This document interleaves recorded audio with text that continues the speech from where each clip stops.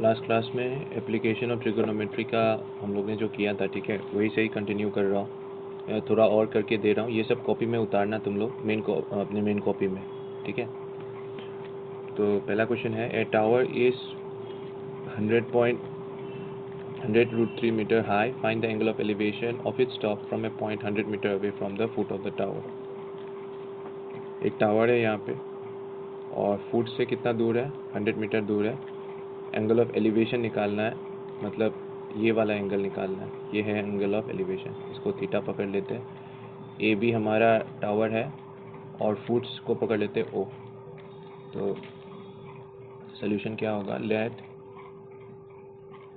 A B B the height of the tower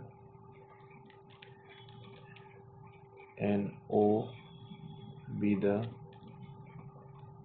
point 100 metre away from the foot of the tower। ठीक है, foot of the tower मतलब b point, ये तो tower का foot है ना, तो फुट से 100 मीटर दूर है, तो ये 100 मीटर है। और हाइट कितना दिया हुआ है, 100√3 दिया हुआ है, ठीक है। तो थीटा निकालना है। तो तुम्हारे पास क्या है, ये वाला साइड क्या होता है, थीटा का ऑपोजिट साइड कहते हैं हम लोग परपेंडिकुलर।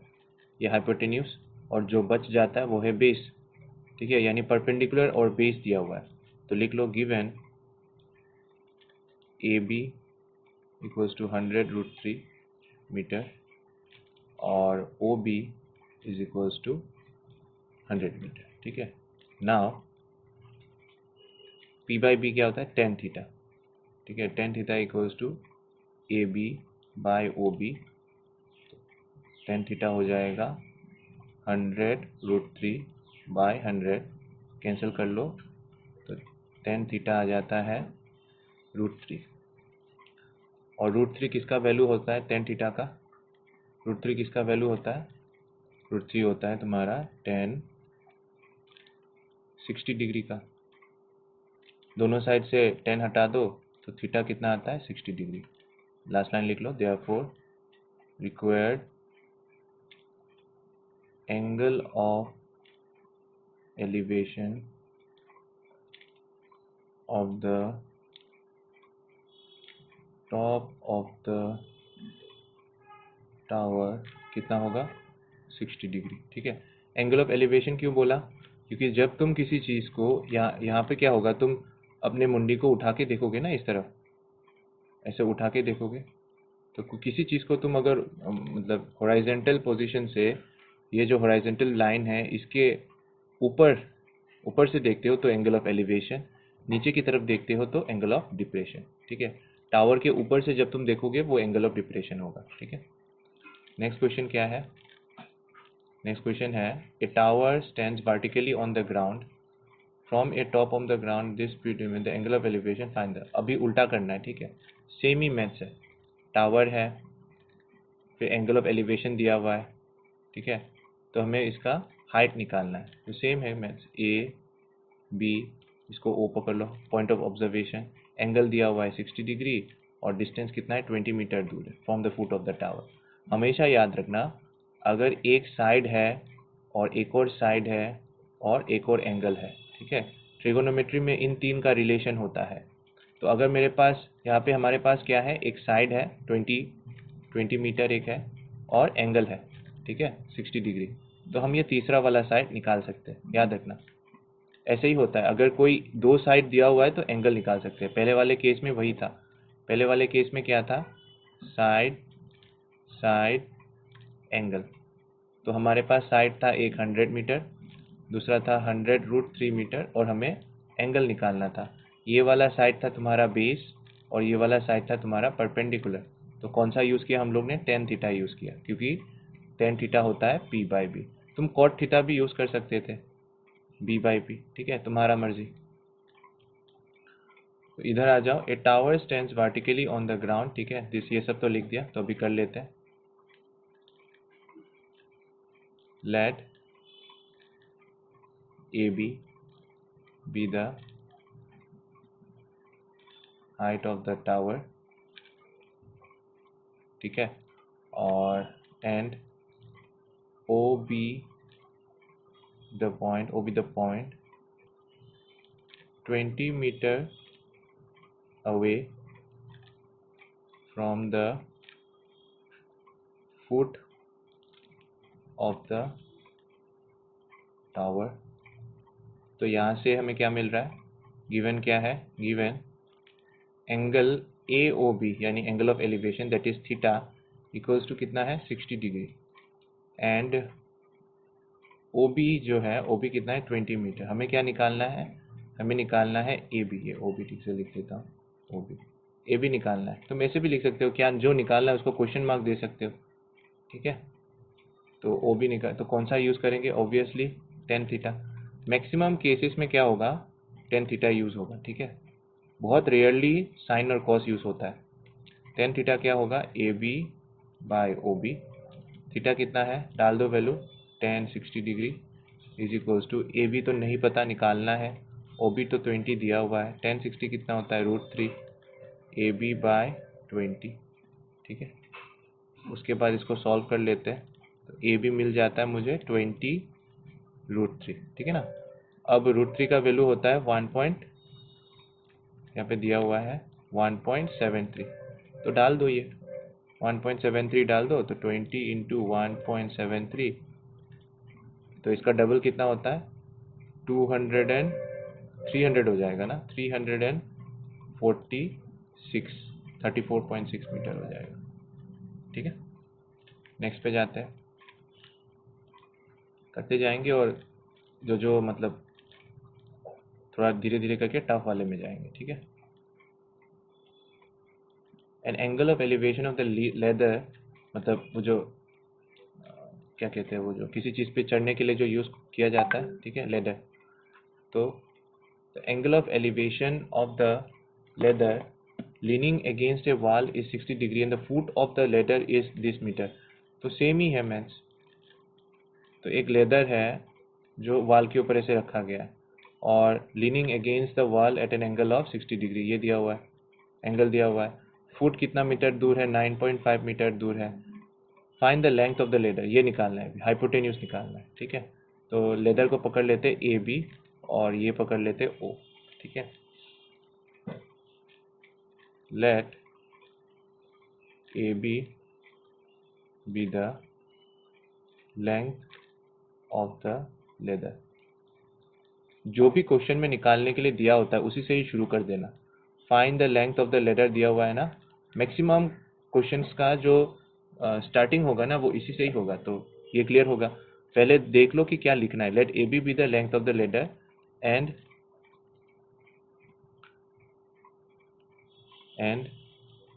ओ ए क्या चीज़ है, ये चीज़ तो वाल है, और ये चीज़ क्या है, लेदर है,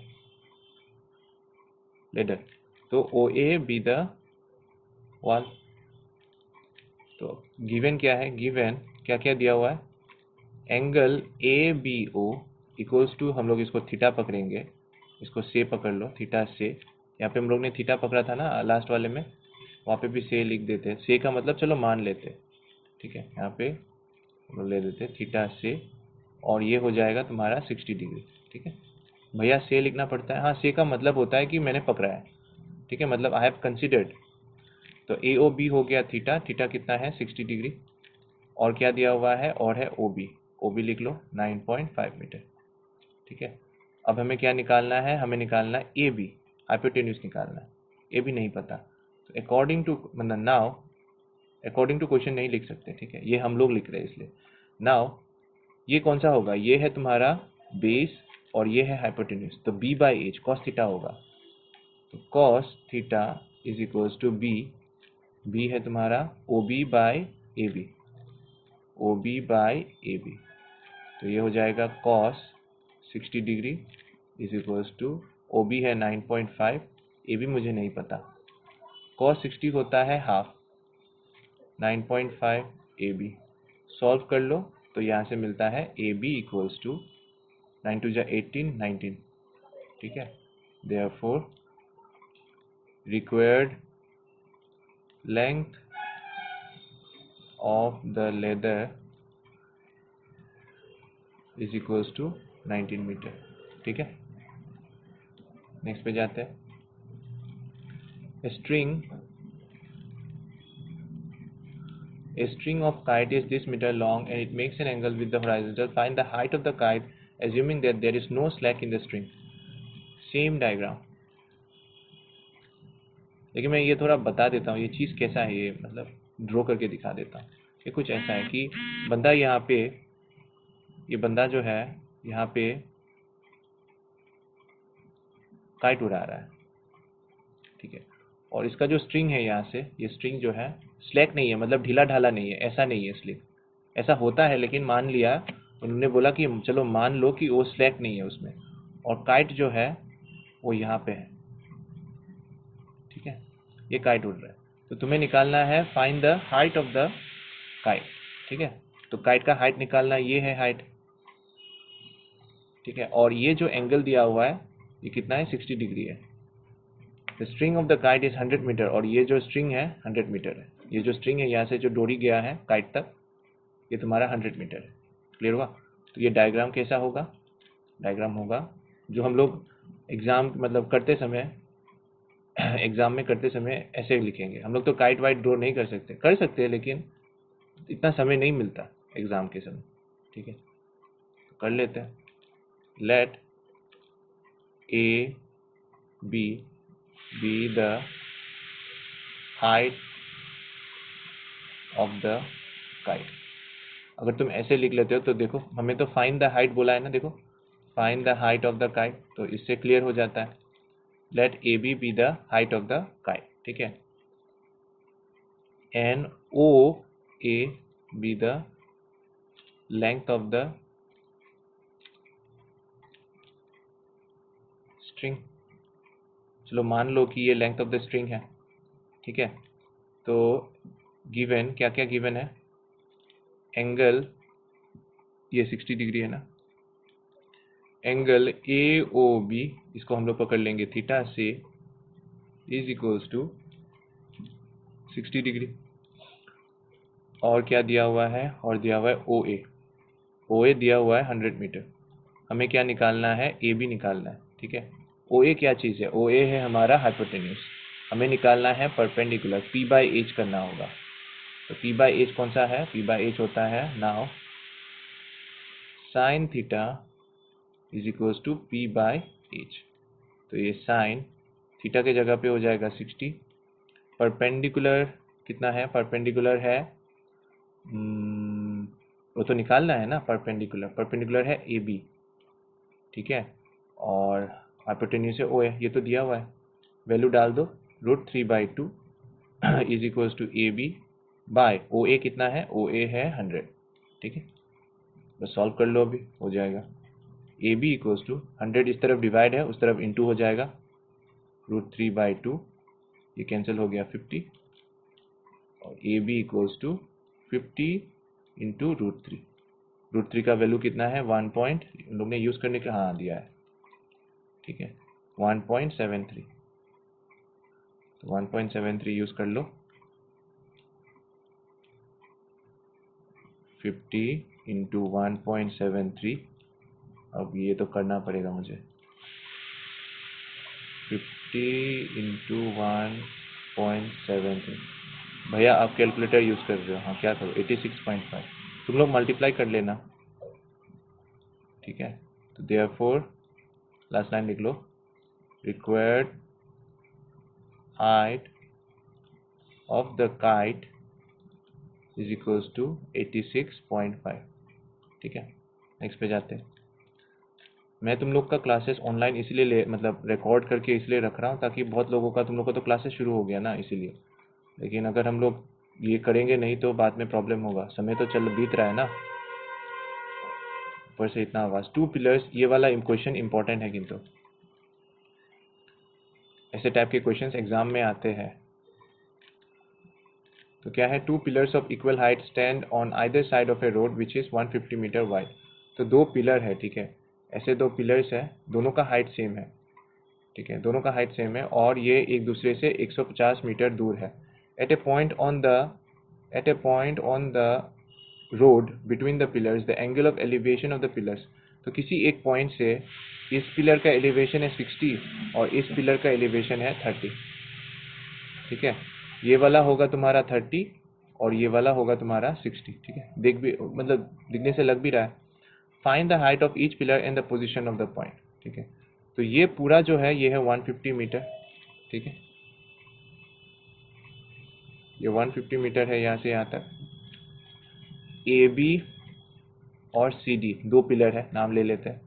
और ओ जो पॉइंट है वह यहाँ पे, तो यहाँ से यहाँ तक का जो डिस्टेंस है ना, इसको हम लोग एक्स पकड़ लेते हैं।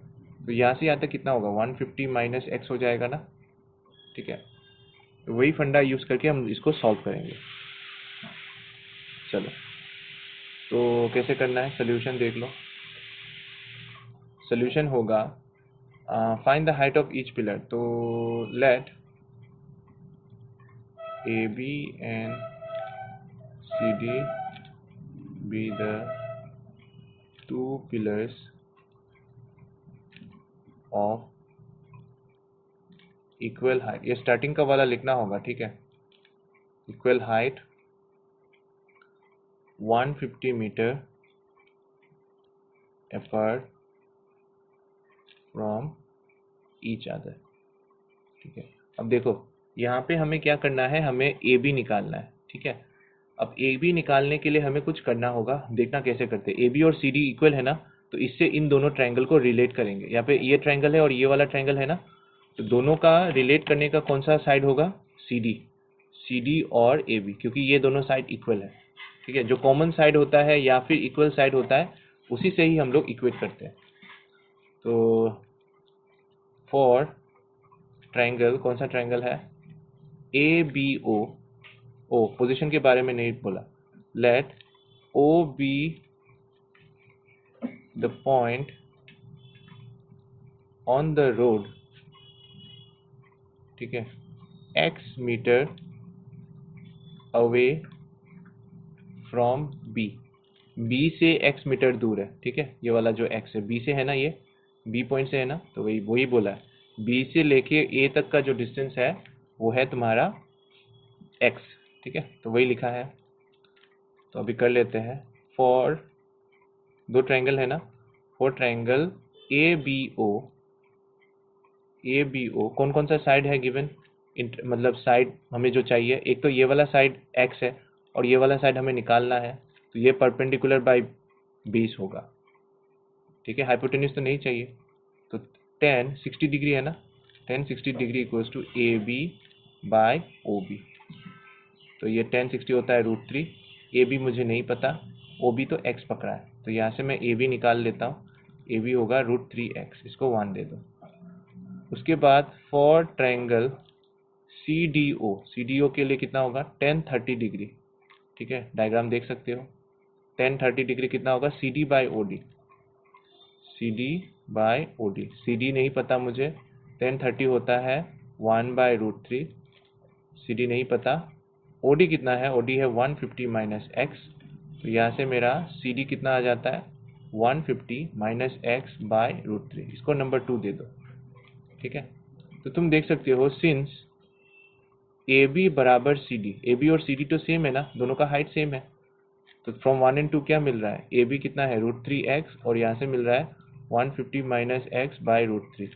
क्रॉस कर लो तो 3x आ जाएगा इक्वल्स टू 150 माइनस एक्स, तो ये हो जाएगा 4x 150, x equals to 150 by 4, 2 से कटा तो 7 2 जा 14, ये 2, तो ये हो जाएगा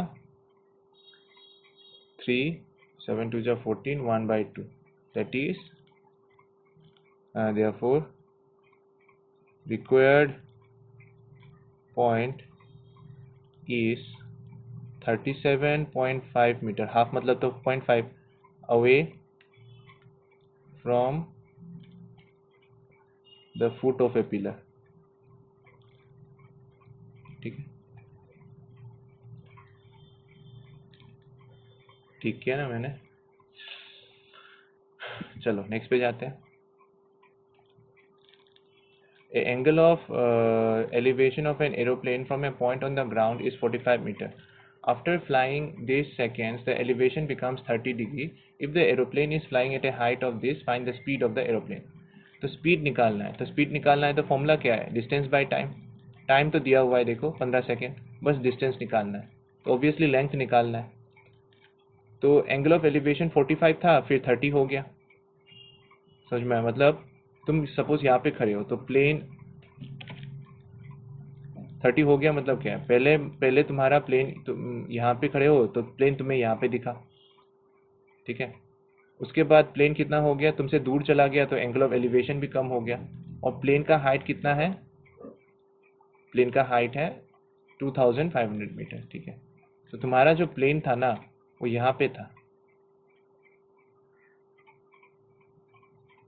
ठीक है. यहाँ पे प्लेन था, तो ये प्लेन चला गया यहाँ से यहाँ तक, इसलिए एंगल ऑफ एलिवेशन पहले 45 डिग्री था, उसके बाद कितना हो गया, 30 डिग्री हो गया.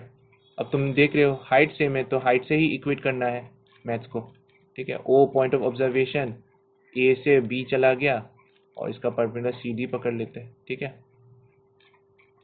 तो हम लोग लिख लेते हैं थोड़ा. Let the plane travels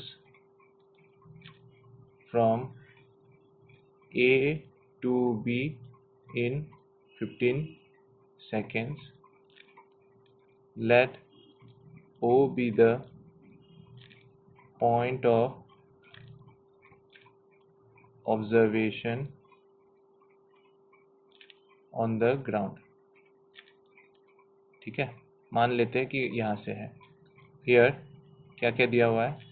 AC equals to BD equals to 2500 metre, ठीक है. ये दिया हुआ है ना, तो चलो कर लेते हैं. तो हमें क्या चाहिए? हमें डिस्टेंस चाहिए. ये चाहिए ना डिस्टेंस, क्योंकि डिस्टेंस बाय टाइम करूँगा तो स्पीड मिल जाएगा. तो वही करना है, डिस्टेंस बाय टाइम निकालना है, तो वही कर लेते हैं. ये डायग्राम में थोड़ा नीचे लेके आ जाता हूँ, प्रॉब्लम हो रहा है.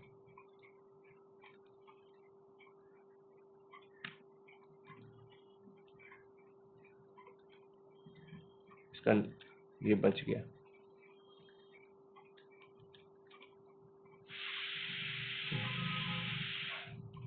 तो दो ट्रायंगल लिख लेते हैं. पहले ट्रायंगल के लिए, फॉर ट्रायंगल AOC कितना है, 10 45 डिग्री कितना होगा, AC बाय OC, ठीक है. AC बाय OC, तो 10 45 1 होता है, AC कितना है 2500 होता है, OC नहीं पता, तो यहाँ से OC मिल गया 2500, ठीक है.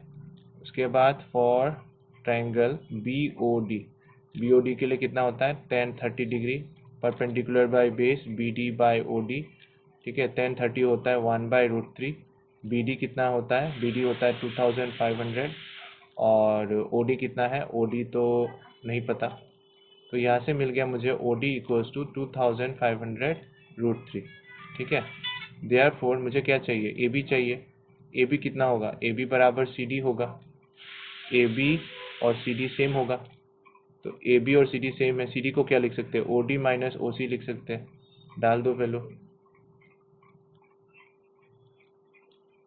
तो 2500 कॉमन ले लो, √3 - 1, ठीक.